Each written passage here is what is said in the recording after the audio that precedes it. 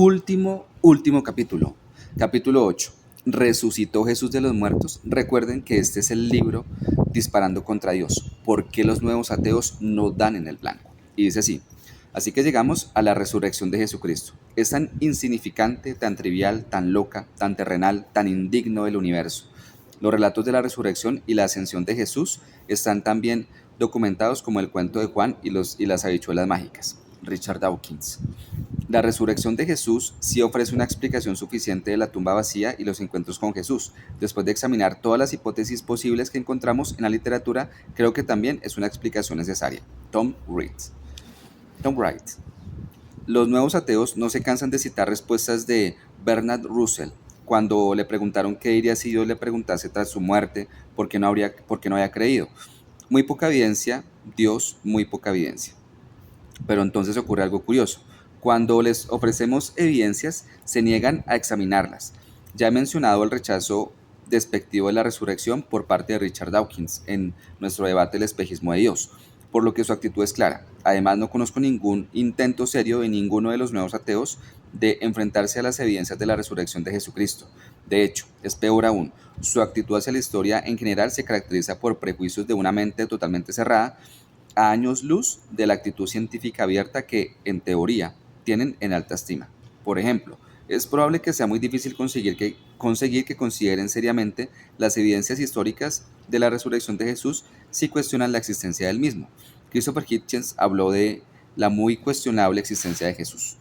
Richard Dawkins concede la probable existencia de Jesús, aunque dice, incluso es posible montar un caso histórico serio, aunque no ampliamente apoyado, en el que Jesús nunca hubiera existido en absoluto, tal como han hecho entre otros el profesor G. A. Wells de la Universidad de Londres. Un poco después en el mismo libro, Dawkins dice, en efecto, Jesús si es que existió, o quien redactara su escritura si no fue así. Lo interesante aquí es que ni Hitchens ni Dawkins pueden haberse molestado en consultar a algún reputado historiador de la antigüedad. Wells es un profesor emérito de alemán. Si el caso de Wells no está ampliamente apoyado, ¿por qué Dawkins, en honor al rigor, no nos dice por qué?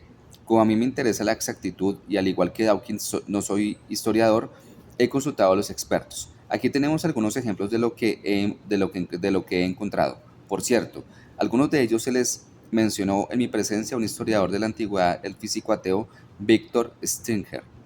El historiador se opuso a la insistencia de Stinger de que no había evidencias históricas de la existencia de Jesús.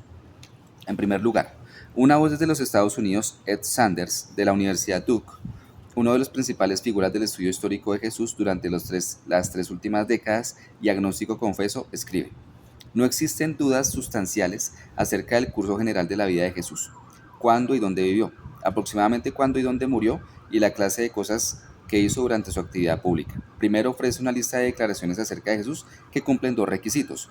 Prácticamente están fuera de toda duda y pertenecen al marco de su vida y especialmente de su carrera pública. Jesús nació aproximadamente en el año cuarto antes de Cristo, cerca de la muerte de Herodes el Grande.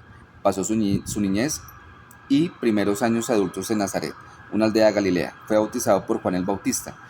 Llamó a sus discípulos, enseñó en pueblos a pueblos, las aldeas y en la campiña de Galilea, aparentemente no en las ciudades.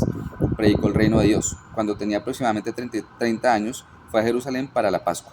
Provocó un alboroto en el área del templo, celebró una última cena con los discípulos, las autoridades judías lo arrestaron e interrogaron, específicamente el sumo sacerdote. Fue ejecutado por orden del prefecto romano, Poncio Pilato. Podemos añadir aquí una corta lista de hechos igualmente seguros sobre las repercusiones de la vida de Jesús. Sus discípulos huyeron, lo vieron. Lo que no es seguro es en qué sentido. Después de su muerte, como consecuencia creyeron en que volvería para fundar el reino. Formaron una comunidad para esperar su regreso y buscaron animar a otros a creer en él como el Mesías de Dios. Seguidamente, una voz desde Inglaterra, Christopher Tuckett, Universidad de Oxford, autor del libro del texto de la Universidad de Cambridge sobre Jesús histórico. Todo esto hace al menos una muy inverosímil cualquier teoría rebuscada de que incluso la propia existencia de Jesús fue una invención cristiana. El hecho de que Jesús existió, de que fue crucificado bajo el mandato de Poncio Pilato, por la razón que fuese, y de que tuvo un grupo de seguidores que continuaron apoyando su causa, parece formar parte del fundamento de la tradición histórica. La evidencia no cristiana nos proporciona seguridad como mínimo en ese ámbito. Finalmente, una voz desde Alemania, Gerd Theissen, uno de los principales historiadores alemanes del Nuevo Testamento del extremo liberal, escéptico del espectro teológico, dice: las menciones a Jesús en los historiadores antiguos disipan dudas acerca de su historicidad. Las noticias acerca de Jesús en los escritos judíos y paganos, especialmente en Josefo, la carta de Serapión y Tácito, indican que la historicidad de Jesús se daba por hecho en la antigüedad, y con razón, como muestran dos observaciones en las fuentes mencionadas arriba. Las noticias sobre Jesús son independientes las unas de las otras.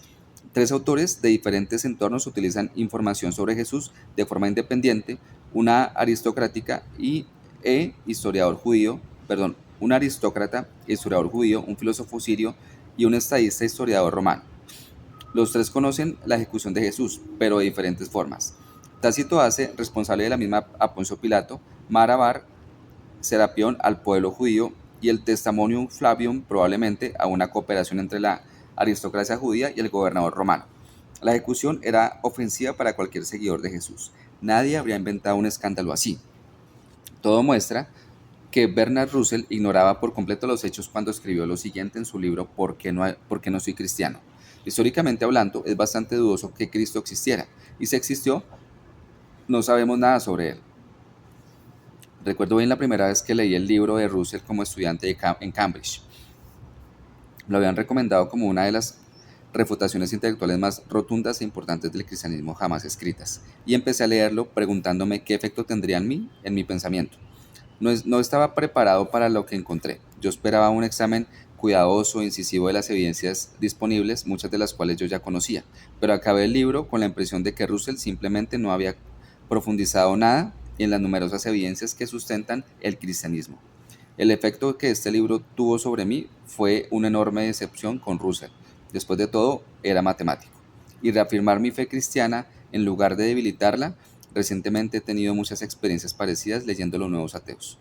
Es muy difícil saber cómo proceder con personas que, por un lado, insisten en que examinemos las evidencias que según ellos sostienen sus puntos de vista, y que después, por otro, exigen a gritos que ofrezcamos nuestras evidencias y rechazan terminantemente lo que ofrecemos. Soy consciente de que no puedo esperar persuadir a la minoría que ya ha decidido su respuesta sin mirar las evidencias. Por tanto, debo escribir ahora para aquellos que, con el espíritu de Sócrates, no se conforman con permanecer en la niebla intelectual generada por el nuevo ateísmo, sino que están genuinamente interesados en seguir las evidencias históricas allá donde nos lleven. Los recuerdos al lector que empleó el término evidencia y no demostración, ya que, como apuntamos en el capítulo 2, la demostración en el sentido matemático riguroso no está disponible en ninguna otra disciplina o área de la experiencia, ni siquiera en las llamadas ciencias duras. En todas las demás disciplinas hablamos de la evidencia, y cada persona que debe decidir si la evidencia le convence o no. Ese es el enfoque que adoptaré aquí. Presentaré la evidencia tal como la entiendo y dejaré que mis lectores decidan si tengo razón en mi argumentación. La resurrección de Jesucristo se encuentra en el centro del cristianismo. De hecho, debemos destacar que, independientemente de lo que puedan tener en común a nivel de la enseñanza ética, y es considerable, la muerte y la resurrección de Jesús son asuntos cruciales que separan las tres religiones monoteístas: judaísmo, islamismo y cristianismo. El judaísmo sostiene que Jesús murió, pero no resucitó. El islam dice que Jesús nunca murió, y el cristianismo afirma que murió y resucitó. Queda claro que esas tres formas de entender la historia son mutuamente excluyentes, y que solo una de ellas puede ser cierta. Durante siglos los cristianos se han saludado en Semana Santa con las palabras confiadas y triunfantes: Cristo ha resucitado, en verdad ha resucitado. Así pues, es tiempo de examinar la base de esa confianza. ¡Wow! Subtítulo siguiente es Las fuentes de la evidencia. No me lo pierda. Bendiciones.